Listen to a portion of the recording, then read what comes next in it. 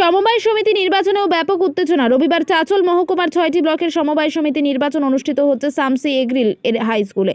সেই ভোটেও সন্ত্রাস এবং ছাপ্পার অভিযোগ তৃণমূলের বিরুদ্ধে। বাম কংগ্রেস জোটের প্রার্থীকে বের করে দেওয়া হলো বুথ থেকে। বাম কংগ্রেসের অভিযোগ, ব্যালট নিয়ে গিয়ে বাইরে ছাপ্পা মারছে তৃণমূল। প্রশ্নের মুখে পুলিশের ভূমিকা। নিয়ে চলে যাচ্ছে। কারা নিয়ে যাচ্ছে? ছাপা পড়ছে টিএমসি। কে কে ছিল দাদা? কে কে ছিল? কি হয়েছিল দাদা? গোটা গোটা ব্যালটে বান্ডিল যারা ভোট চুরি করছে ওরা উঠিয়ে নিয়ে চলে গেল। কারা করছে? কারা? টিএমসি। কে কে ছিল ওখানে দাদা? চিনতে পেরেছেন কে কে ছিল? সরাসরি প্রিজাইডিং এর কাছ থেকে ব্যালট মানে পেপার নিয়ে বাইরে চলে যায়, ভোট দিয়ে আবার ঢুকিয়ে দিচ্ছে। কি কেন ছাপ্পা ভোট কে করছে? TMC party. কেন আপনি কি ভোট দিতে পারলেন না?